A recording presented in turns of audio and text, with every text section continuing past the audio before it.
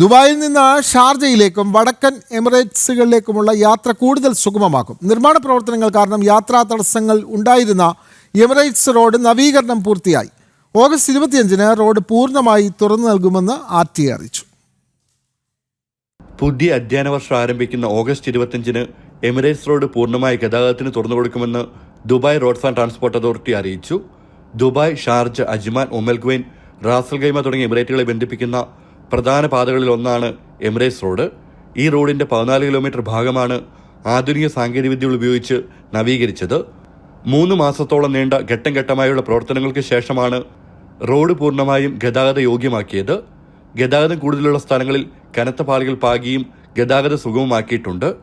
ഭാരവാഹനങ്ങൾ കൂടുതലായി സഞ്ചരിക്കുന്നതിനാൽ എമിറേറ്റ്സ് റോഡിന് അറ്റകുറ്റപ്പണികൾ വേണമെന്ന് കണ്ടെത്തുകയായിരുന്നു. 45% വരെ യാത്രാസമയം ഗണ്യമായി കുറയ്ക്കാൻ ഈ നവീകരണം സഹായിക്കും. റോഡ് സുരക്ഷ മെച്ചപ്പെടുത്തുന്നതിനും പ്രദേശങ്ങൾക്കിടയിൽ തടസ്സമില്ലാത്ത ഗതാഗതം ഉറപ്പാക്കുന്നതിനും ഉയർന്ന ഗതാഗതമുള്ള മേഖലകളിലേക്ക് തിരക്ക് കുറയ്ക്കുന്നതിനുള്ള RTAയുടെ നയങ്ങളുടെ ഭാഗമായാണ് നവീകരണ പ്രവർത്തനങ്ങൾ.